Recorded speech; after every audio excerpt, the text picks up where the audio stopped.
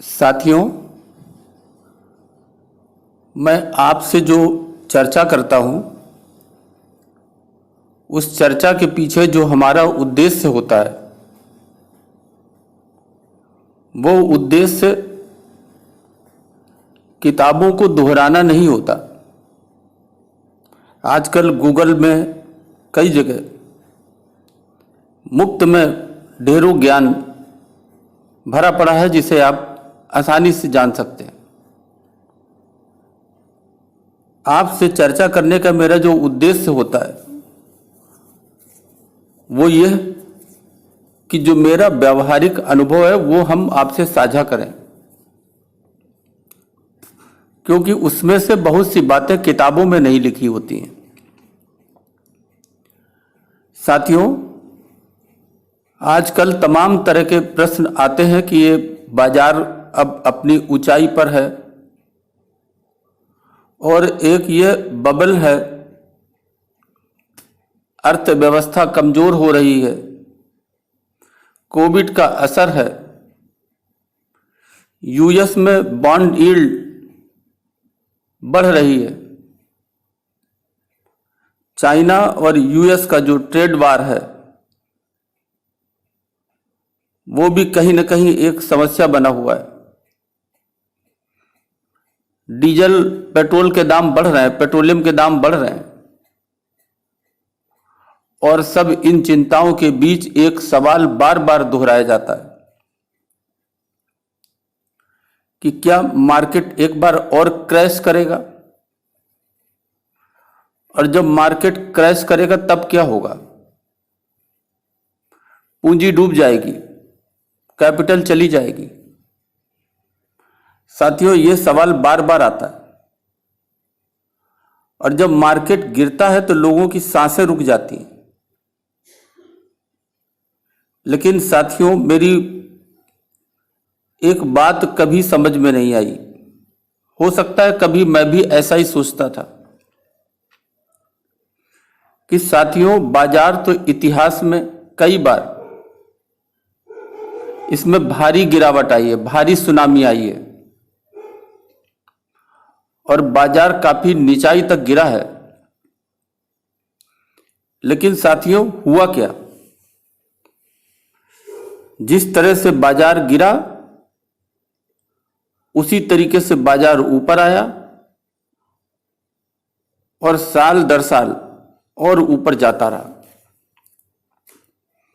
साथियों, अभी अगर आप 2020 का उदाहरण लें तो बाजार 13,000 से गिर करके लगभग 7,500-8,000 तक पहुंच गया था। लोग अनुमान इससे और नीचे का जाने का लगा रहे थे। लेकिन साथियों, हुआ क्या? आज बाजार लगभग 15,000 के आसपास है। साथियों, बाजार का अपना एक स्वभाव होता है। यह एक जाने वाली जो रेखा होती है, उस रेखा को पकड़ करके यह हमेशा ऊपर की ओर जाता है। इतना अवश्य है कि कभी रेखा से ऊपर निकलता है और कभी रेखा से नीचे जाता है। तो अगर हम इसके शीर्ष और इसके ढलान को देखें तो उसमें अंतर थोड़ा बढ़ जाता है। कभी अंतर बहुत ज्यादा बढ़ जाता है और बाजार अपनी गहराई पे कभी कभी जाता है। तो साथियों, अगर ये नीचे गया है तो ये ऊपर अवश्य जाएगा। क्या इतना भी भरोसा नहीं रहा? क्या ये बड़ी बड़ी कंपनियां सब बंद हो जाएंगी, कारोबार बंद हो जाएगा, व्यापार बंद हो जाएगा? तो फिर डर किस बात का है? हाँ, इतना अवश्य है कि बाजार जब जितनी ज्यादा नीचाई पर जाता है तो आपके पास कम से कम 30% कैश होना चाहिए।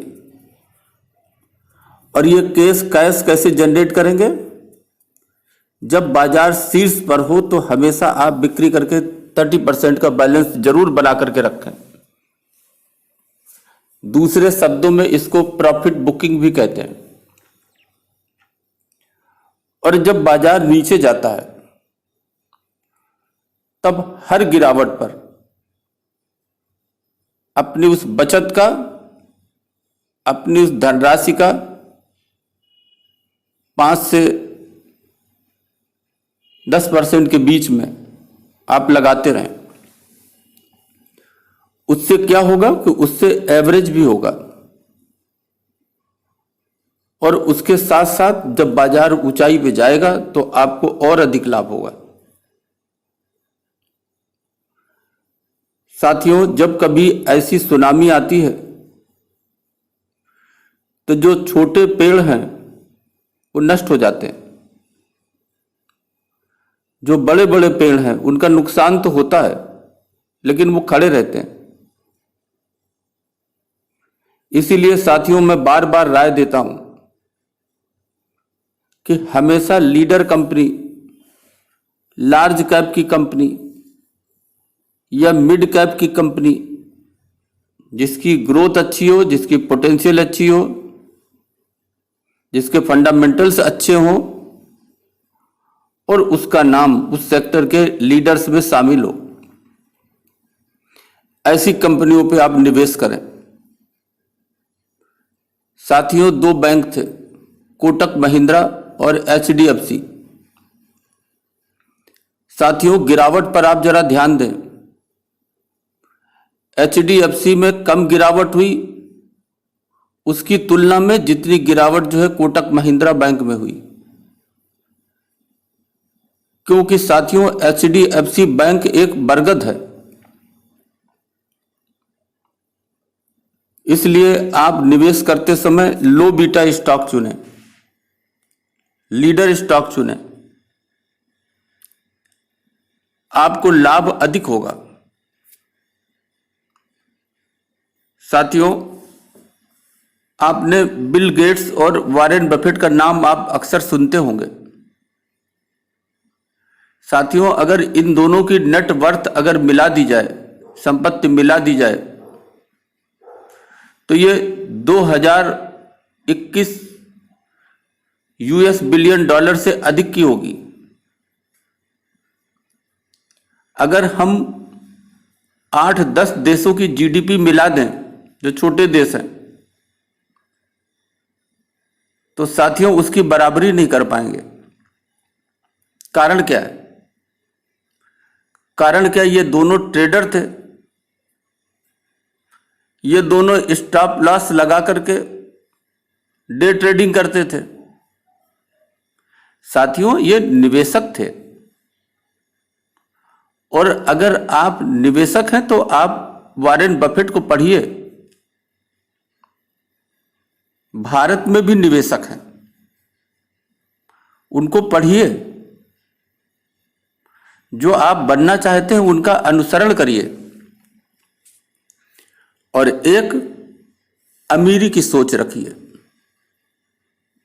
आपके पास कितनी ही कम पूंजी हो, लेकिन आप अमीरी की सोच रखेंगे, एक व्यवसायिक सोच रखेंगे, तो आप वास्तव में अमीर बनेंगे। लेकिन यदि आप गरीबों की सोच रखेंगे, रोज कमाना और रोज खाना और बर्तन उल्टा कर रखना, तो साथियों आप गरीब ही बने रहेंगे। साथियों, अमीरों की सोच क्या है, कुछ हम आपको उदाहरण से समझाएंगे। साथियों, आप कोई भी कारोबार करते हो, नौकरी करते हो, आप अपनी आमदनी से कुछ पैसा बचाते हैं और जब पैसा बचाते हैं तो वो आपकी पूंजी होती है। यदि आप उस कैपिटल को ही खा जाएंगे तो आपकी ग्रोथ कैसे होगी? लेकिन कुछ लोग क्या करते हैं, उस बचत से ऐसे वस्तुओं पर लगाते हैं जो अनुत्पादक है, यानी उसमें प्रतिवर्ष डेप्रिसिएशन होता है। वो लगाया पैसा 4-6 साल बाद जो है समाप्त हो जाता है। लेकिन साथियों, जो अमीरी की सोच रखते हैं उनकी सोच ऐसी नहीं होती। वो अपनी कैपिटल को, अपनी बचत को, जो उनकी कैपिटल है, ऐसे साधनों में लगाते हैं कि वो कैपिटल भी प्रॉफिट जनरेट करती है। उसमें डेप्रिसिएशन नहीं होता, उनकी कैपिटल बढ़ती रहती है और उस कैपिटल से जो प्रॉफिट होता है उसका एक हिस्सा अपने अनुत्पादक कामों में लगाते हैं। आप साथियों वॉरेन बफेट और बिल गेट्स को देखिए, आपको बहुत सामान्य से लगेंगे। उनके कपड़ों पर नजर डालिए, उनका रहन सहन देखिए, सब कुछ देखिए, आपको बहुत ही साधारण लगेगा। लेकिन आप अपने आसपास पड़ोस में देखिए, जिसके पास थोड़ा सा भी पैसा होता है वो अनुत्पादक कामों में लगाकर ये दिखाने की कोशिश करता है कि वो अब अमीर हो गया है। किन्हें दिखाता है? जिनके पास उनसे कम पैसा है। तो साथियों, आप बिल गेट्स और वॉरेन बफेट से कुछ सीख लीजिए। ऐसी वस्तुओं पर पैसा लगाएं, ऐसे एसेट्स बनाएं जो आपको आमदनी देता रहे। आपकी जो बचत है उसको इस प्रकार से उत्पादक कामों में लगाकर आप अपना लाभ बढ़ा सकते हैं। साथियों, आप अपनी लर्निंग पर भी खर्च करें, कुछ किताबें खरीदें, उस पर भी खर्च करें और अपने आप को ऐसा बनाएं कि आप लाभ कमाने की आपके अंदर समझ पैदा हो। इस तरह से साथियों आप अमीर बन सकते हैं। आप अनुत्पादक जो खर्च हैं उसमें आप सावधान रहें, कम से कम खर्च करें और जो उत्पादक खर्च है, जो प्रॉफिट जनरेट करते हैं, उसमें आप लिबरल रहें। लेकिन आप देखते होंगे कि जो गरीबी सोच है वो अनप्रोडक्टिव जो एक्सपेंसेस है उसमें लिबरल होते हैं और जिनसे वो प्रॉफिट जनरेट कर सकते हैं, जिन कामों से, उन कामों पे पैसा खर्च करने में बहुत कंजूसी दिखाते हैं क्योंकि उसमें तात्कालिक लाभ नहीं होता। साथियों, दूसरी जो सबसे बड़ी गलती करते हैं, लोग 5 रुपए के स्टॉक को सस्ता और 2000 के स्टॉक को महंगा समझते हैं। साथियों, आपके पास एक शेयर हो 5000 का या आपके पास 10 रुपए के 500 शेयर हो, दोनों की वैल्यू बराबर है। यहां पर मतलब वैल्यू का है, न कि संख्या का। इसे अगर हम एक उदाहरण से समझाएं कि आपके पास एक रिहायशी प्लाट है जो 1000 गज का है, वो 1000 गज का भी बाजार में बिकता है और अगर इसके 20 टुकड़े करके 50-50 गज के प्लॉट बना दिए जाए तो वो भी बिकते हैं। 1000 गज का जो प्लॉट है वो महंगा होगा और जो 50 गज का प्लॉट है वो सस्ता होगा। हम 50 गज के प्लॉट की तुलना 1000 गज से नहीं कर सकते। यहां एमआरएफ का भी शेयर बिकता है जो 50,000 से ऊपर है और आपको 2 रुपए का शेयर भी मिल जाएगा। तो साथियों, यहां कंपनी के शेयर की संख्या से मतलब नहीं है, उसकी वैल्यू से मतलब है। हां, जब हम इसकी कंपैरिजन करते हैं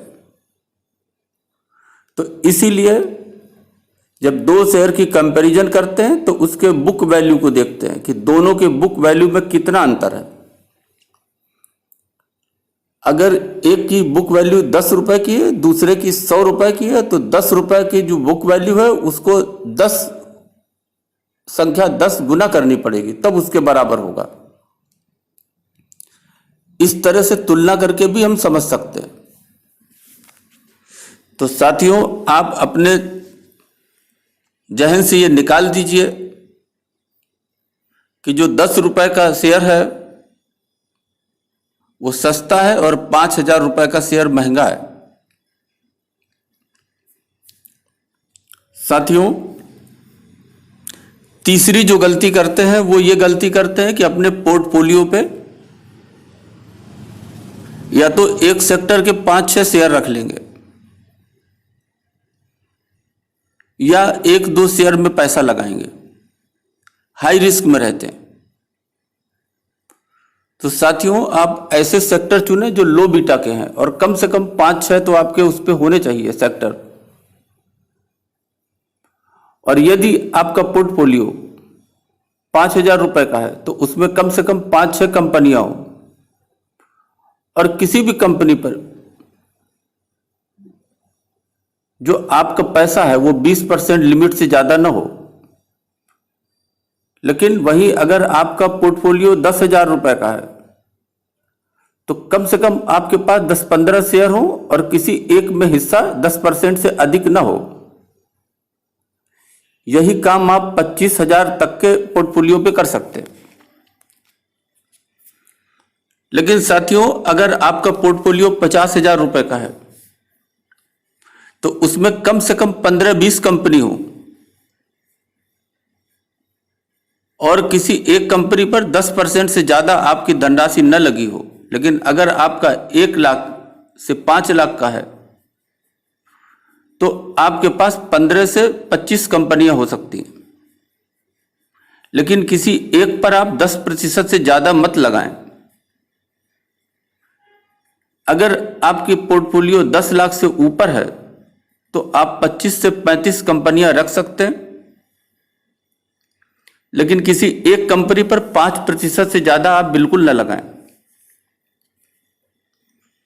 तो साथियों, आप जो सेक्टर चुने वो हाई बीटा के न हो, सुरक्षित हो, ऊपर नीचे कम होते हो और उनकी ग्रोथ जो है पिछले 5 साल और 10 साल में स्टैटिक रही हो। साथियों, सदैव शेयर की उचित प्राइस और अधिकतम प्राइस पर आप लिख करके रखें अपने पास और उसी आधार पर उसकी खरीद करें। इसके लिए आप उसकी बुक वैल्यू का सहारा ले सकते हैं कि आप उसके कितना गुना अधिक दे सकते हैं। सेक्टर का पी भी इसी तरह से सहारा ले सकते हैं। आप कीमत पर कैप अवश्य लगाएं, जिससे अधिक पर आप उसे नहीं खरीदेंगे। इससे क्या होगा, रिस्क कम होगी, लाभ अच्छा होगा।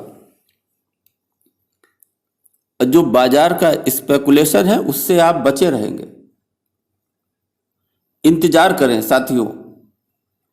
आप देखते हैं कि एक मछली पकड़ने वाला तालाब पे जब जाता है तो सारा दिन कांटा लगा के बैठा रहता है, मछली नहीं फंसती। फिर दूसरे दिन कांटा लगाता है और मछली फंसती है। इसीलिए आप अनुमान लगाएं और अपने रेट पर अच्छे सेक्टर पर पैसा लगाएं। अपने पोर्टफोलियो को पूरी तरीके से डाइवर्सिफाई करें, उसे हेज करें, सुरक्षित रहें। क्रैश होता है तो घबराएं ना। सदैव अपने पास 30% जरूर कैश में रखें। इस कैश में रखने से आपको 2 फायदे होंगे। इसको आप शेयर मार्केट में भी इस्तेमाल कर सकते हैं और अगर कोई पैसे की तात्कालिक जरूरत हुई तो आप उसका उस जगह भी इस्तेमाल कर सकते हैं। साथियों, समझदारी से इस शेयर मार्केट में निवेश करें, आपको लाभ अवश्य होगा। अभी के लिए बस इतना ही। धन्यवाद।